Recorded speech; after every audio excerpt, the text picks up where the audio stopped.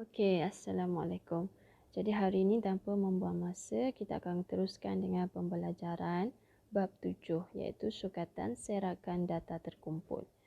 Jadi apakah yang akan anda pelajari dalam tajuk ini ialah mengenai serakan dan sukatan serakan. Okey. Jadi pertama sekali ialah serakan. Dalam serakan ni, kita akan belajar macam mana nak membina histogram dan poligon kekerapan. Okey, tengok contoh satu. Sebelum kita bina histogram atau poligon kekerapan, kita perlukan table. Satu jadual yang ada maklumat-maklumat penting untuk digunakan dalam pembinaan histogram dan poligon kekerapan. So, tengok dulu contoh satu, dikata bahawa set data di sebelah menunjukkan tinggi kepada sentimeter yang terhampir bagi sekumpulan murid tingkatan 5. So data ni data data mentah. Okey, kita dapat data mentah. Dan soalan A ditanya, tentukan selang kelas yang sesuai supaya bilangan kelas menjadi 6. Kelas tu maksudnya selang kelas, julat nombor.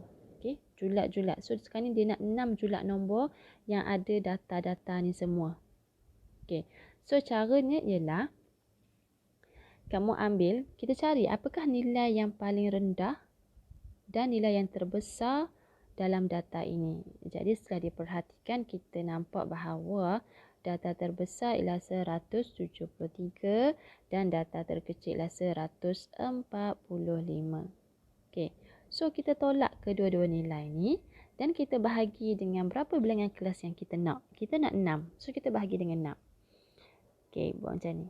So, hasilnya kita akan dapat nilai 4.7. So, 4.7 ni kita bundarlah. Kita ambil 5. So, selang kelas yang kita akan dapat ialah bermula dengan nombor yang kecil dulu. 145. 145 tu kita kira lah kat tangan. 145, 146, 147, 148, 149. Okey, ni 149 jatuh pada nombor yang kelima kan. So, selang kelas yang pertama ialah 145 hingga 149. Selepas nombor 149 ialah 150. 150 kira lagi 5. 150, 51, 52, 53, 54. 150 hingga 154. Dan seterusnya. Sehinggalah kita dapat 174. Dan kita kena cek nombor yang terbesar mesti duduk dalam julat yang ni. Nombor terbesar kita 173 dan memanglah duduk dalam julat yang terakhir. So, selang kelas kita betul lah. Betul. Cukup tak 6? 1, 2, 3, 4, 5, 6. Yes, ada 6. Okey, so tu cara macam mana kita nak ambil daripada data mentah, kita tukarkan dia kepada selang kelas. Okey, kemudian soalan B, bina jadual kekerapan berdasarkan maklumat di A. Seterusnya lengkapkan jadual kekerapan tersebut dengan had bawah, had atas, titik tengah, sepadan bawah dan sepadan atas. Maksudnya dalam table kita kena ada nilai-nilai ni semua. So, sekarang cikgu nak terangkan. Apakah had bawah, had atas, titik tengah, sepadan bawah dan sepadan atas. Okey.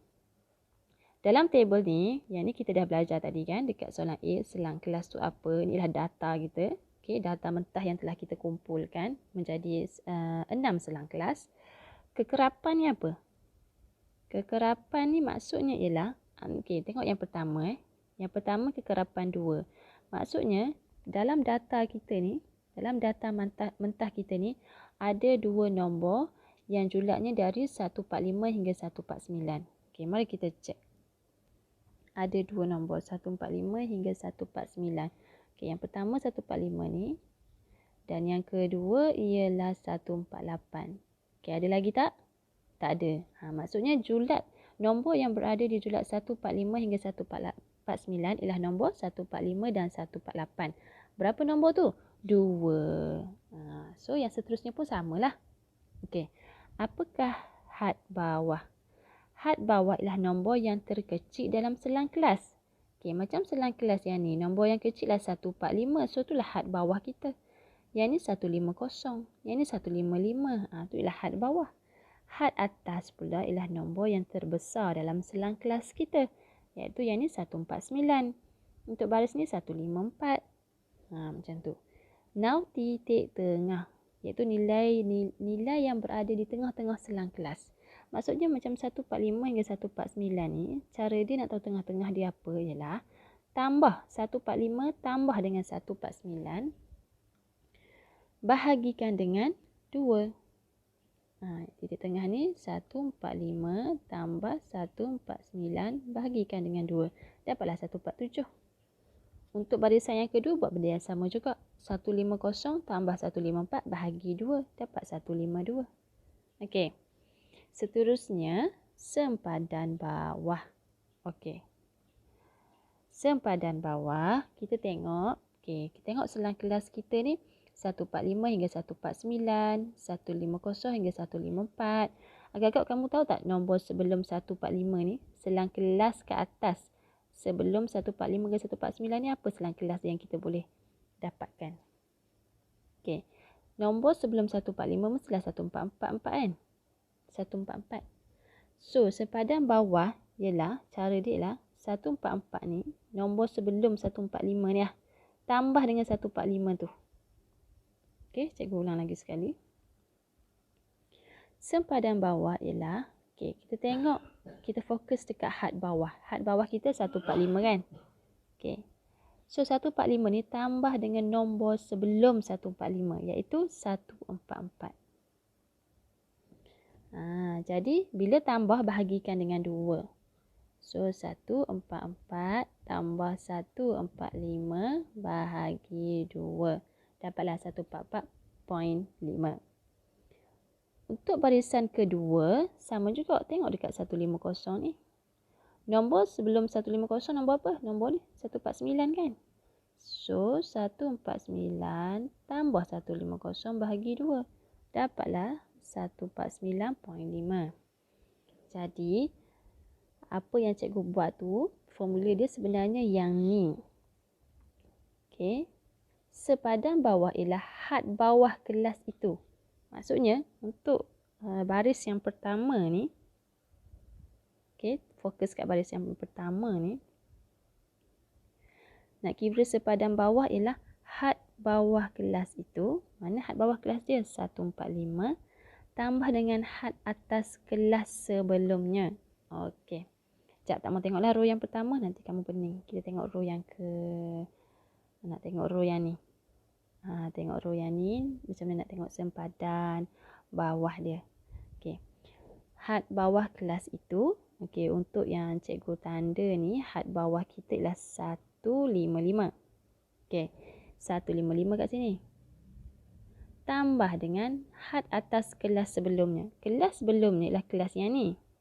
Okey, tetapi dia nak had atas. Had atas bagi kelas sebelumnya ialah 154. 154. Jadi bahagikan dengan 2. 154 tambah 155 bahagi 2. Dapatlah sepadan bawah dia 154.5. Yang tu. Tu kalau barisan yang tengah-tengah, kita boleh tahu dia punya had atas. Habis tu kalau barisan yang ni macam mana? Kita tak ada dia punya selang kelas sebelumnya, tak ada. So, cara dia senang saja. Tengok had bawah dia. Had bawah dia 145. Dan cari apakah nombor sebelum 145. Mesti 144. So, kita tambah 2 ni. Kita bahagikan dengan 2. Dapatlah 144.5. Okey, sepadan atas macam mana pula? Sepadan atas ialah, okey, sepadan atas kita fokus dekat had atas. Okey, sepadan atas, okey, untuk row yang ni, okey, nak kira sepadan atas. Had atas dia 149. Okey, ambil 149 tambahkan dengan selepas nombor 149 nombor apa? Nombor 150. Tambah 150 bahagi 2. Dapatlah 149.5. Okey, itu kalau kita pilih baris yang atas sekali. Kalau kita pilih baris yang tengah-tengah ni, contohnya, okey, nak kira sepadan atas, fokus dekat had atas. Had atas kita 164. Ambillah 164 tambahkan dengan, okey, selepas 164 dia ialah 165. Tambah dengan 165 bahagi 2. Dapatlah 164.5. Okey, cikgu rasa cikgu dah terang dengan jelas mengenai sepadan bawah dan sepadan atas. Okey, seterusnya ialah bagaimana kalau kita diberi jadual ni. Soalan bagi jadual ni, and then soalan tanya, macam mana nak kira saiz selang kelas? Macam mana nak kira saiz selang kelas? Okey, so saiz selang kelas, cara dia ialah, okey, ambil had kira ni had bawah. Had bawah baris mana yang kamu nak? Katalah kamu nak baris yang pertama, okey, had bawah yang ni. And then pilih had bawah untuk baris yang seterusnya. Baris seterusnya yang ni. Tapi had bawah juga, fokus dekat had bawah. So, kita tolak sahaja 150 tolak 145. Kita akan dapat 5. Maka saiz selang kelas dia ialah 5 lah. Okey. Tu kalau kamu guna had bawah. Kamu boleh juga guna had atas. Cara dia ialah, katakanlah kamu nak guna baris yang pertama juga. Okey, had atas dia ialah 149. And then kamu pilih satu lagi had atas untuk selang kelas yang seterusnya, yang bawah dia. Lompat bawah tau, jangan ambil yang ni pula. Tak boleh, dia kena bawah dia betul. Okey, so tolak 154, tolak 149 pun akan dapat 5. Itu cara yang kedua. Cara yang ketiga, nak kira selang kelas ialah, kamu kira sepadan atas tolak sempadan bawah. Okey, beza antara sepadan atas dengan sepadan bawah. Mesti baris yang sama. Kalau kamu nak fokus dekat baris yang pertama ni, maksudnya sempadan atas akan tolak dengan sempadan bawah. So, tolak ni akan menghasilkan nombor 5 juga. So, sekarang ada 3 cara lah. 3 cara untuk mengira saiz selang kelas. Yang pertama, sama ada menggunakan had bawah. Okey, had bawah tolak dengan had bawah kelas yang seterusnya, ataupun menggunakan had atas. Had atas ni tolak dengan had atas yang sebelumnya. Okey, maksudnya yang sebelumnya 154 tolak dengan 149 lah. Nombor besar tolak nombor kecil lah kan. Okey, ataupun menggunakan sempadan. Sempadan atas tolak sempadan bawah. Kita akan dapatlah saiz selang kelas. Okey, maksud saiz selang kelas tu ialah, maksud saiz selang kelas 5 ni, maksud 5 ni ialah, okey, fokus dekat ni. Kita pilih satu baris, 170 hingga 174. Cuba kamu kira tangan kamu. 170, tutup satu tangan, satu ibu jari. 170, 171, 72, 173, 174. 5 jari yang kamu akan tutup kan. Tu maksud dia saiz selang kelas tu. 5 dia punya julat. Okey. Seterusnya, cikgu nak terangkan mengenai kekerapan longgokan. Kekerapan longgokan tu apa? Kekerapan longgokan ialah, mana maksud dia? Hasil tambah data, hasil tambah kekerapan kita kata. Okey. Diberi jadual ni umur dan kekerapan. Okey, kekerapan ni maksudnya ada 4 nilai di antara umur 10 hingga 19. Kalau 5 maksudnya ada 5 nilai, 5 umur antara 20 hingga 29. Yang mana kalau kita tukarkan dalam bentuk table yang mudah untuk kita baca macam ni lah kan. Okey, now kekerapan longgokan ialah hasil tambah kekerapan tu. So, kalaulah nilai kekerapan yang pertama 4, kita akan start kekerapan longgokan kita dengan 4 juga. Okey. So, 4 ni tambah 5. Dapat berapa? 9. 9 tambah 8 ni. Dapat 17. Nampak tak? Pergerakan dia tu macam pergerakan zigzag. Okey. Nombor 4, kita tulis kat sini. 4. 4 ni pula tambah dengan 5, dapat 9. 9 tambah 8 dapat 17. 17 tambah 7 dapat 24. 24 tambah 3 dapat 27. Itulah kekerapan longgokan. Jadi apa maksud kekerapan longgokan ni? Okey. Katakanlah kita lihat nilai 17 ni. Nilai 17 ni bermaksud terdapat 17 orang berumur 39 tahun dan kurang. Maksudnya ada 17 orang yang umur dia range ni. Antara 10 hingga 39. Itu maksud dia. Okey. So kalau 27, Maksudnya ada 27 orang yang range umur dia besar macam tu. Antara 10 dan 59. Tu maksud dia. Okey. Seterusnya cara nak lukis histogram, kita akan tengok video yang seterusnya. Okey.